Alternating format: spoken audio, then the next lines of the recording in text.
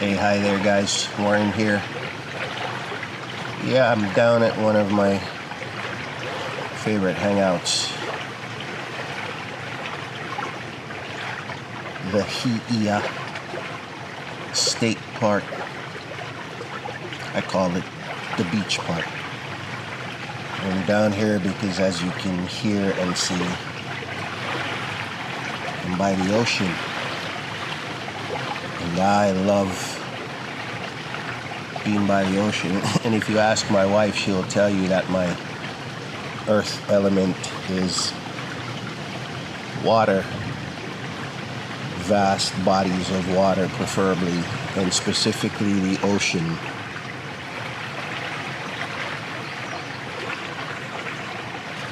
And then she'll probably tell you too that my answer is always yes to her question of, is my soul fulfilled, every time I come back.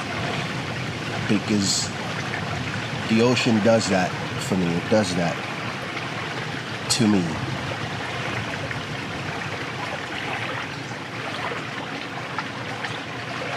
Hiking does too, and a lot of the other hobbies that I have does too, but something about the ocean. And I love it for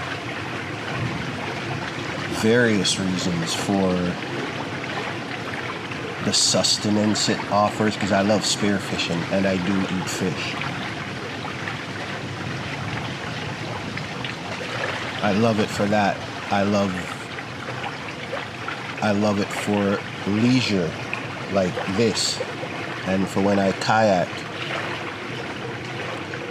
or just sit, as the song says, by the bay. And I do live by a bay, and it does have a dock, several docks, so the song is fitting. But for sustenance, leisure, and that brings me to what I want to talk about today, and that is metaphorically aligning the ocean with us, because of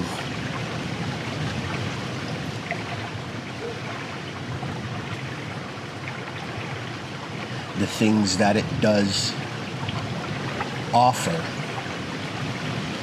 And I say metaphorically, but really some of it is just simply aligned. I mean, we can agree that the ocean is vast and deep, and so are we. And vast in terms of cultures and nations, and deep in terms of our human conditions. We all see and appreciate this universe, this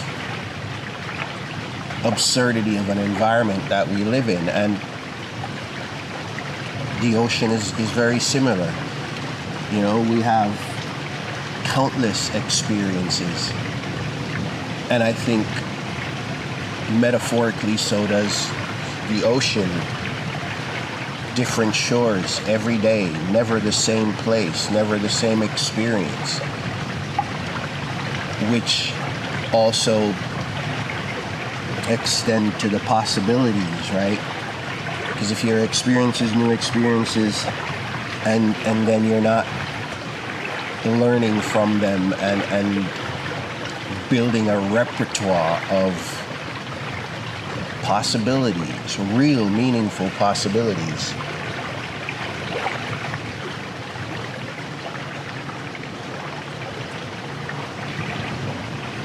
I think we're aligned that way. And then the waves, as you hear them, they're like our day-to-day challenges, our ups and downs, right? The messy middle, like I like to call it. You know, on the kind of choppy days for the ocean is our choppy, unmanageable, hectic overwhelming days. And then on the days when it's a little bit more like it is today in some spots, not quite, it's a little of both today, at least here in the Bay. On the days when it's a little bit more manageable, a little bit more normal, a little bit more life, so are we.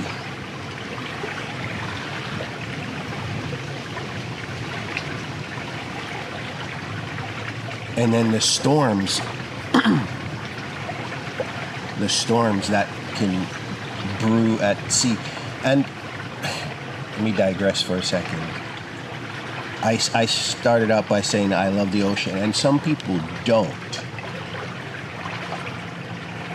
But here's why they don't. Most, and I don't have any scientific evidence to back this up, it's just my suspicion that most people don't because they can't swim.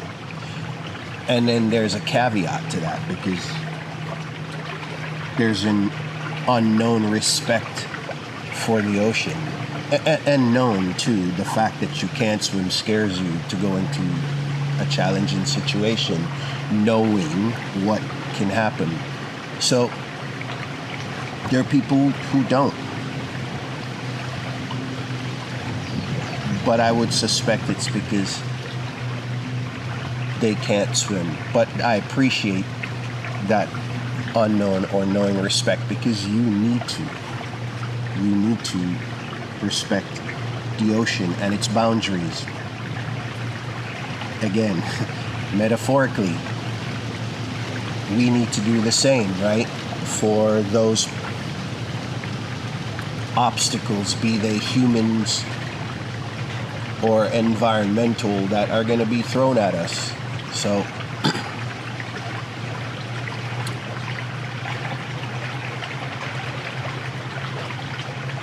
but then after the storms at sea, back from my digression, then the ocean naturally calms back down to it, and so do we. And so do we over time.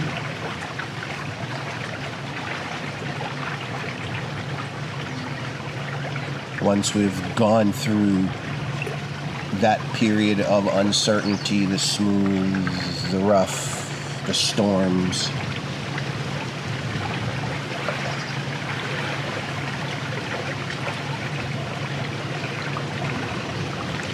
mystery and wonder. Mystery and wonder. Again, metaphorically,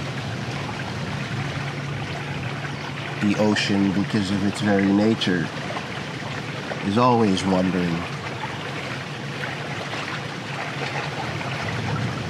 New continents,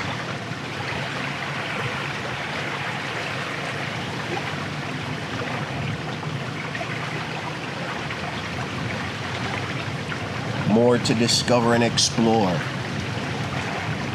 And that's for the ocean internally, and us too. The ocean, I'm sure, has depths that it hasn't yet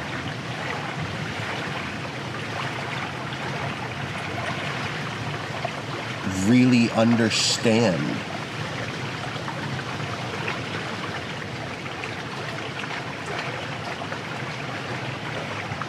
Or doesn't even know of yet.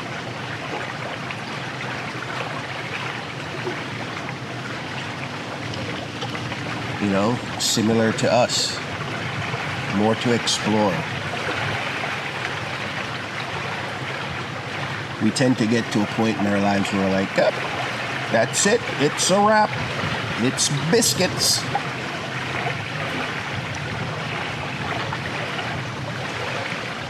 But that's just limitations we put on ourselves. And I mean, we have to be realistic. I get that. There is some reality check in that. But yeah, we get to a point where we're just, we check in, you know?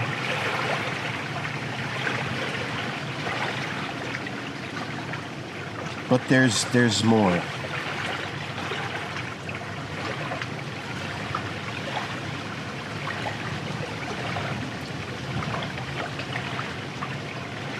And then I think the one that really probably applies more profoundly than any of the ones I've said so far is connectedness. And I'm talking about cultures, continents, like I said earlier, ecosystems. Which brings me to balance and unity. And that word, for some reason, these days scare people. Unity. Because they think of grand movements and associate it a lot with the past and past movements. I'm just speaking of unity in the terms of connectedness and primarily ecosystems. And yes, cultures. We've been doing it well with cultures, and we're learning how to really balance our footprint on ecosystems, and that's from whatever side you might take. And that's not this show, and that's not me, but common sense, critical thinking. Right? The band can't keep playing the same song all night. And what do I mean by that? Like, I mentioned the things the ocean provides us. And yet, knowing that we still do things to hasten its depletion. Its aesthetics, if for no other reason, and we don't believe in the science, if for no other reason we deplete the aesthetics. Like off camera, I'm not even going to show you because it was annoying me on the walk in. I'll grab it on the way out, put it in my pack. But there's a Gatorade bottle in a tree. I can't make it up. There's a Gatorade bottle off camera in a tree.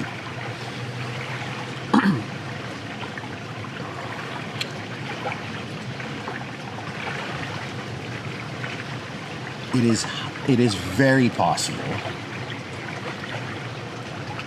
that it was blown there. And then, of course, I would just come back with, but it had to have been thrown somewhere first. So any argument of why it's there is just irrelevant, right? But we do things like that. We bring in our trash and then we leave it. We dump other things in it. I won't tell you some of the things I've seen.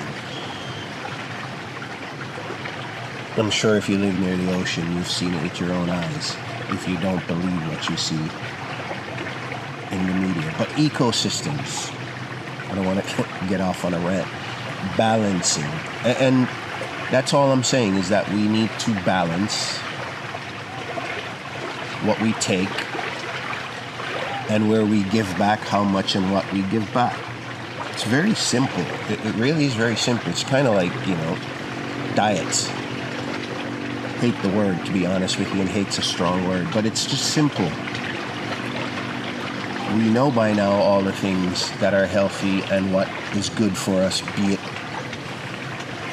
encouraged by our doctors or what we've read ourselves or just what we know. Critical thinking. So we do that.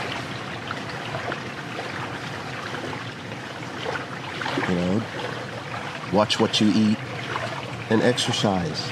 It's pretty much it. It's no rocket science or magic formula. But yes, balance. And balance doesn't have to be static. What do I mean by that? We don't have to do it once and done. And some of our balancing might, I hate to use the word backfire, but I can think of an instance where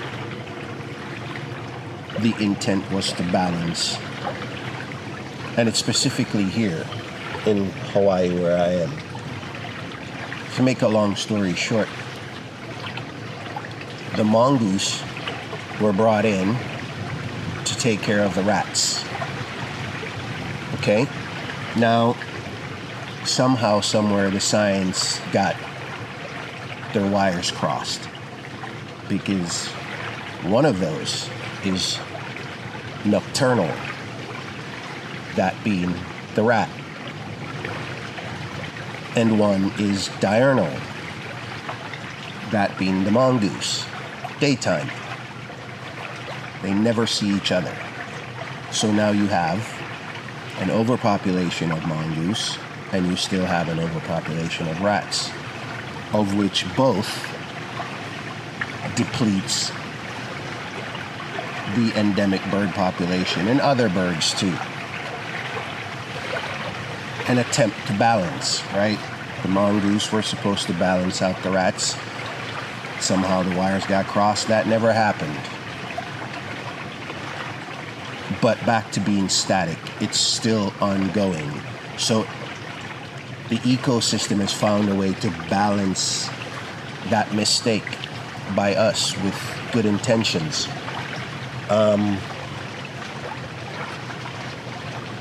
I have to look it up, but I don't think there were ever snakes here, which the mongoose would easily take care of. Where I'm from originally in Jamaica, that was the case. There were a few there, and they were brought in for that, and they quickly took care of business. And some of what I mentioned too happens there too. Endemic birds are depleted because the mongoose go after their eggs and the baby birds. But balance. It doesn't have to be static, but it's necessary. That interconnectedness, cultures. I don't know of too many people, if any, that I've ever met that doesn't like to travel. They might not like to travel for long and for far, very far. But most people travel and do.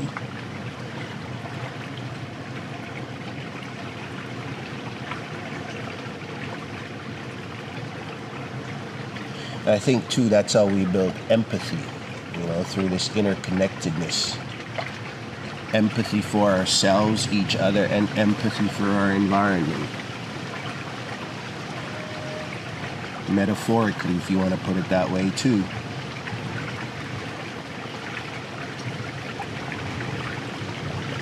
But it speaks to us, it tells us, hey, you're hurting me. You remember the shore used to be so much more, you had so much more beach.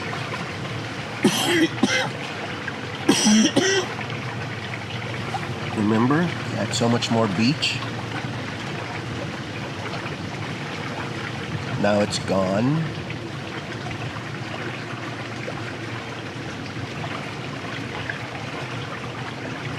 Pushed away either by erosion caused by us building more, planting more.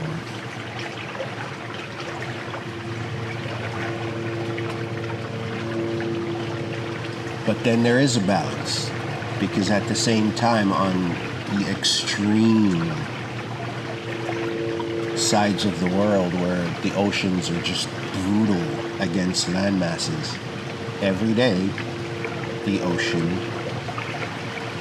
gets a little larger. And I get that too, that knowledge has to be balanced, because for those who don't go seeking it, it can be one-sided, where it's said that we're doing the things I just said, and we are. We are knowingly hurting the ecosystem. But by its very nature, it is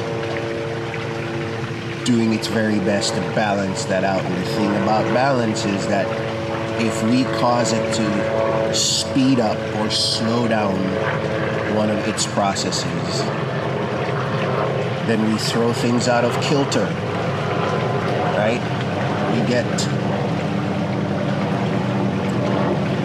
a disease. of the ecosystem, and then when we don't take care of ourselves and balance, we get diseases of the body, right? Dis-ease, from where the word comes from, right?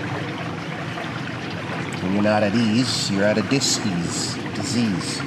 And everything goes back to that balance. Really, everything. And we've been, like I said earlier too, it's nothing new. It's nothing new that I am talking about. We were told this as kids.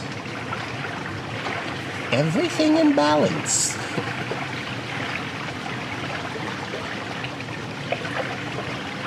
Get sunlight. Play for exercise. Eat your veggies. Pick up your trash. I was just thinking, in the household I grew up, trash. Ooh, try that if you really want to. Just, but I don't know, we go away from what we know. Often what we know to be the truths, often what we know to be good, but we just, it's our human condition. We're humans. It's what happens.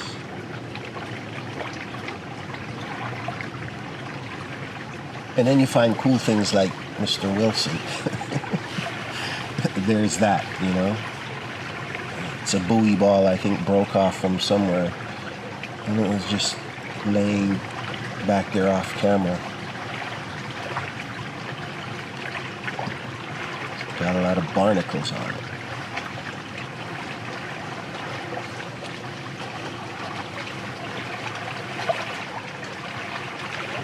Yep, Mr. Wilson.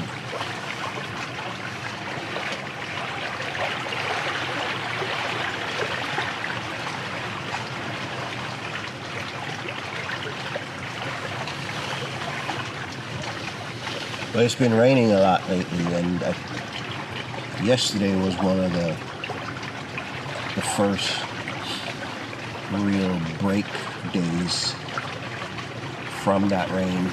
And this park's really close to where I live, and I like coming down here. And I came down yesterday, but didn't have any gear to do any. I had my phone, but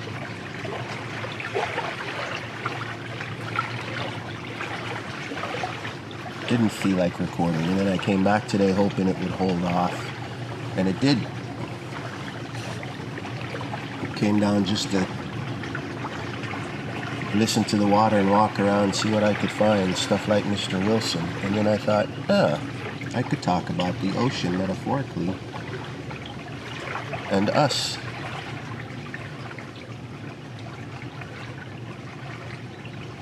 But I think the rain is blowing back in now. You could see the Koaloas behind me. That's the Koaloa Mountains. Here, I'm going to try to show you the rain and hopefully put you back in the same spot the right way. You want to see?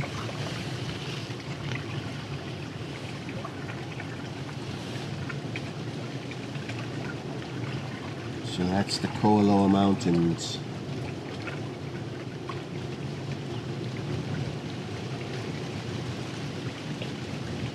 On the island of Oahu.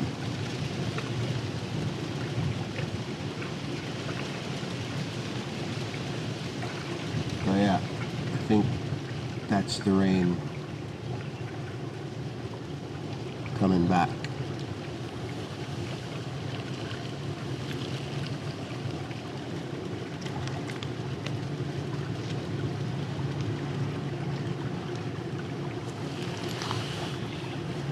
I don't know. Hopefully you're in the right place. Not gonna keep you much longer anyway.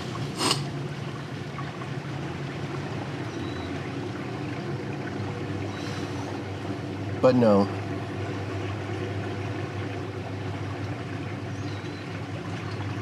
It's pretty cool. I gotta share something else with you. The ocean just completely changed pattern. And its flow. Look at that.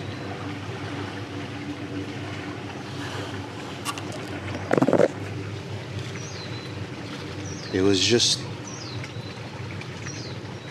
doing slow laps, and now it's like I don't know what passed through down there. But yeah, it just started going crazy. Different flow, the flow pattern changed to more like something you'd see in the river.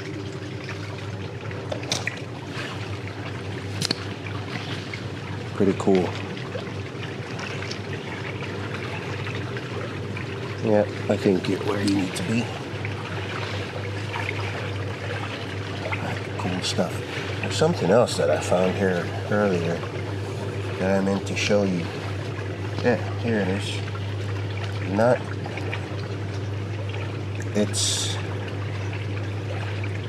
I think it's from a puffer. And if it's not a puffer, it's definitely one of those fish that feeds on either crustaceans or on the reef. But look at this overbite. Look at that.